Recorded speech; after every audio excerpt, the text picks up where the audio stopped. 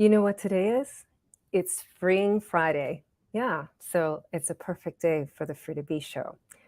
This month on the Free to Be Show, we're talking about soul forgiveness, and the second installment of this series is called Forgiveness is Self-Love. Think about this as we again begin with our agreements. As I go into the intro, listen to the intro in agreement with the words that you hear. I'll be right back. Let's normalize that smiling is being present with your soul and accept that you have the power to replenish from within. Let's agree that you are the creator of your world. Own the energy of your words. Most importantly, replenish with your own smile. Welcome to the Free to Be Show. I'm your host, Cordelia Gaffar, the ultimate joy monger. My name literally means the heart of the ocean of forgiveness. Listen to this show as if you are excavating your life for places where you limit your own freedom. Are you free? Let's see.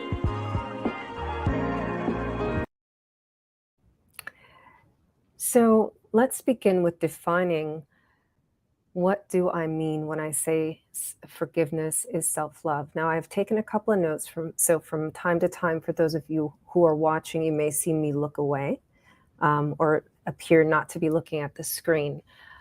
So self-forgiveness is forgiveness is self-love because it actually renders you unapologetic for whatever it is that may have already transpired or may be happening currently. For example, when you experience fear, anxiety, microaggressions or macroaggressions, also known as trauma, you can simply pause and ground yourself with, I am here. And I encourage you to, let's try that now. Touch your heart and touch your stomach, or put both hands on your heart, whatever works for you, and say, I am here. It's like a declaration, right? And because a lot of times we, when we're in that self-abuse mode, and I'll get more to that in a little bit, we tend to stop breathing, right? And what I mean by self-abuse, believe me, I've experienced some traumas, okay? And so I'm not at all diminishing anyone's experience, but there comes a point when in my experience, I have repeated the things that my previous oppressor had been telling me, even long after they're no longer in my life. And so that's where it becomes self-abuse. And again, not to diminish anybody's experience, I've also experienced those thoughts coming without me pulling them up, if you know what I mean, right? They just show up, just like that ticker down there, right? And when they show up, this is cause for pause, so that you love yourself. Hello, Nicholas. Thanks for stopping by. So to get back to declaring, right? I'm going to break it down, the etymology of declare.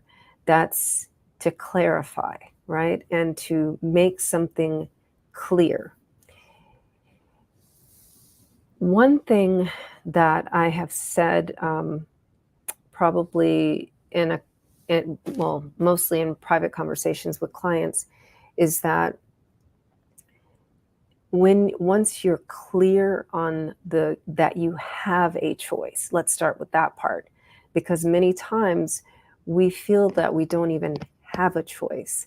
And so that in itself is a recognition that you exist, that you're here, that you matter, and an opportunity to love that and love you because of that. So let's talk about being clear that you have choices. Um, as we unburden ourselves with the things that exist, right? Because situations are, and we we have a choice on how to be with them. Quite often, we um, we don't realize that we're making a choice, and so that is where later on, when we're wiser, the forgiveness comes. But I was having a conversation with a friend recently, and he was saying that forgiveness doesn't really mean anything until you've done the work, because a lot of times in life, or most often, through our religions. I know, growing up as an Episcopalian, and now as an adult, as a Muslim, we're always talking about forgiveness. I think more when I grew up as a Christian, though, the forgiveness piece was forgiving the other person, whereas in Islam, it's more inward focused because it's about accountability. So that's what I'm talking about here, is being accountable for your actions and your choices in a graceful way, in a forgiving way, So it's not so much about the other person. It never is. Even if it's a situation where you feel like you're forgiving somebody else, you're really forgiving your perception of the situation, or your perception of the other person. So that's actually what's happening when we're talking about um, forgiveness. So, for those of you who are watching live, welcome to the Free to Be show. This is meant to be interactive. So, if you have any questions or comments or life experiences that you would like to share as I'm going through this, I will populate your comments on the screen. And for those of you who are listening, I will read it out, and you'll understand what the conversation is. So, knowing that you have a choice is one thing, and this is another opportunity that we often miss. This is another loving opportunity that we often miss. So listen closely to this. You have a choice, right? Give thanks that you have a choice. So often we talk about gratitude, and gratitude is a way of being, just like loving is a way of being. Forgiveness is a way of being. So, in order to implement the practice of these things, uh, you must give thanks. So, the pause is almost like a three-part pause, right? So, you pause to be with whatever it is, and then you pause to be clear on what it is that you would like to choose. And then, even if you don't make a choice, right? Even if you haven't made the choice yet, you can at least give thanks. And give thanks feels different than have gratitude or be grateful, right? So we say give thanks, that you have the choice. Every moment you have breath, you always have a choice. And when your breath ceases, choice is no longer yours. So take a moment and give thanks for the choice. So let me give you some examples. I can sit up here and chat at you, and it won't mean anything unless I make it relatable with a story. So, for example, like I had to go to a virtual meeting yesterday, but a portion of that meeting I was at the hair salon. And so when I came back, and I went into the room, I mentioned during the meeting that I had just come back from the salon, only to have many blank faces staring back at me, right? And so there was a time when I would have felt the need to over explain what I was doing at the hair salon, because the last time they saw me, my hair looked the same way it does now. And for those of you who are new to me, you may not even you didn't know that someone who has locks, that going to the hair salon is a thing. And so I, yeah, we get what's called a retwist every month, or however, whatever your rotation is, right? To get the locks taken care of and make sure that they're healthy, and that the same thing that you would do if you don't have locks, basically, right? And so it's a sort of maintenance. And I'm giving thanks that I can use my platform to share that with you. And at the same time, there's a piece of me that has a little bit of judgment that, damn, do I have to explain my hair? Like, there sometimes I feel that way as a Black woman, when I go into certain spaces. I'm like, I just said that I'm a multi-award winning author and speaker, and I'm the host of 3 podcasts. Do I have to explain that I'm good at what I do? Or if I tell someone that I am a holistic practitioner, and you ask me for advice, and I give you advice related to that, and then you say, well, I know something better, right? And the dismissiveness and diminishing of my accomplishments, when I encounter that, sometimes I'm not I have judgment towards myself when I have that moment of, I should really explain something to them.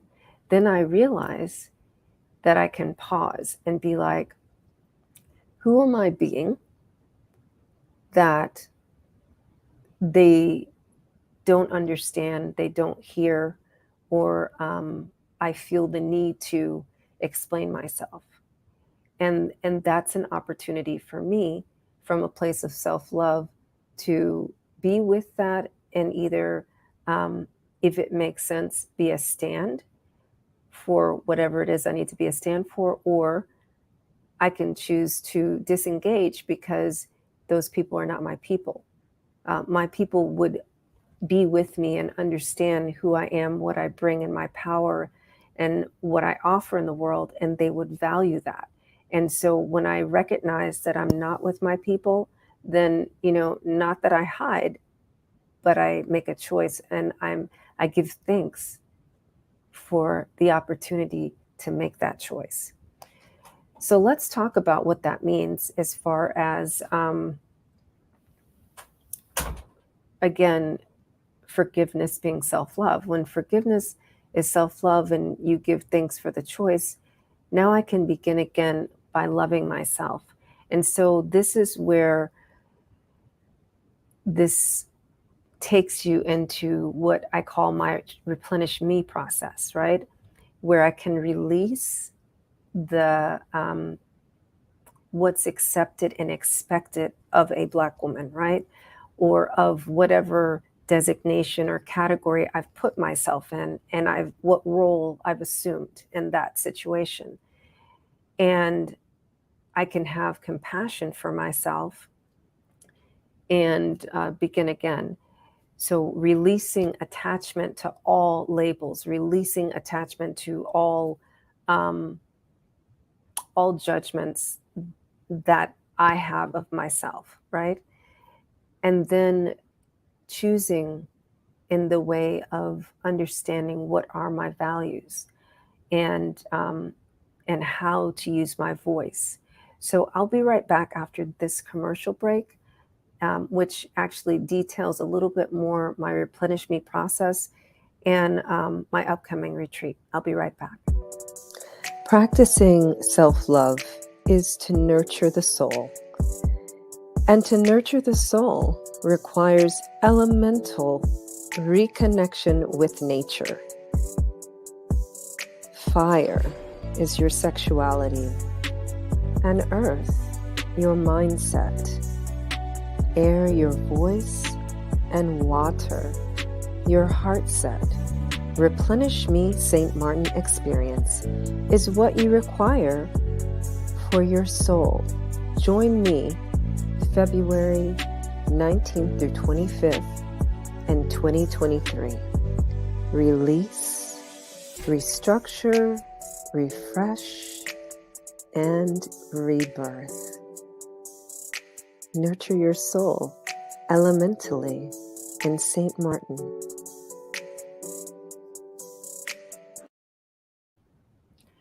So as you can see there, basically, um, this pouring in is in relation to you are a reflection of your world. And the easiest way to see the reflection of your body systems and your world is to reconnect with nature. So the self-forgiveness and goes hand in hand with how to replenish yourself, how to pour back into yourself. So when you have really experienced trauma, I want to say this, it's very relative. For some, one person's trauma could be um, just the upset of being outside of their comfort zone for a full day, and that can be traumatic for some people. For other people, because they're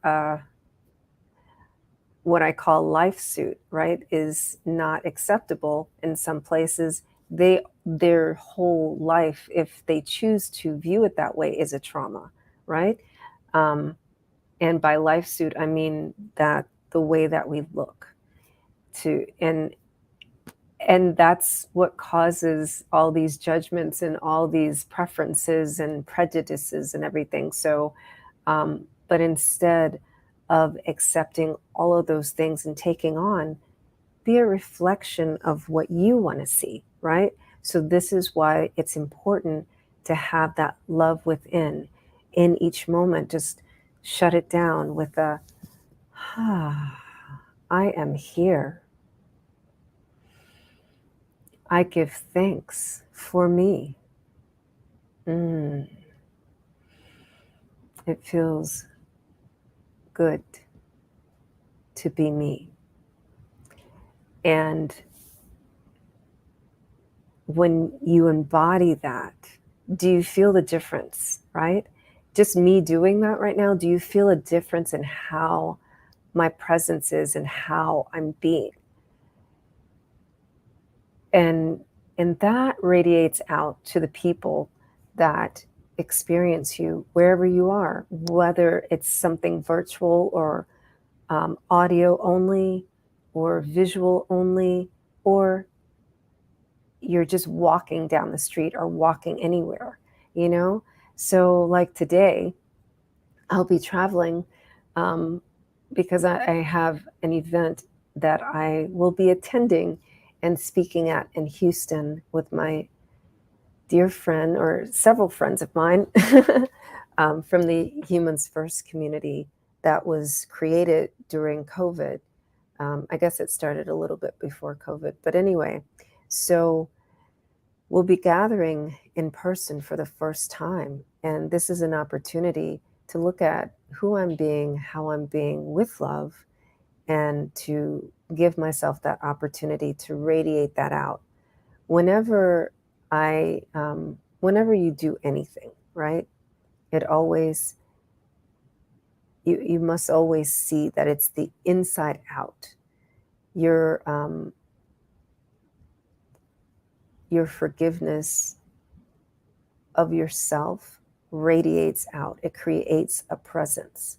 When you walk in the presence of forgiveness, it is its own vibration. I don't have a chart here to show you, but like at the upper tiers, we've got forgiveness, then love. I think compassion might be in between that. And then we have peace and joy and bliss. And so when your every intention is to give thanks, right? That gratitude and forgiveness is together. I give thanks that I did this thing that it could have been a better choice, right? But now that I know better, I can do better. So yesterday I made the choice of, it's so painful to be sometimes in places and feel that you're unseen and you're unheard. And I can choose to ruminate on that, right? Or I can say, you know what? Those are new relationships, and there, thank God for Loom, right? And I can send them each individual looms and say, look, yesterday was a long day for me. This is what I wanted to share. This is what I heard when we were talking, and make it not mean anything, whatever the thoughts were that came up for me. It may not be true, right? Just like it was the end of the day for me, it was the end or some other part of the day for somebody else. And so they may have been experiencing something that I didn't experience. And it's exhausting to make any of those things mean anything. So why, make anything mean anything when you can just be in absolute forgiveness with yourself? Look, Cordelia, you're making this mean something that it doesn't, and it has no meaning, right?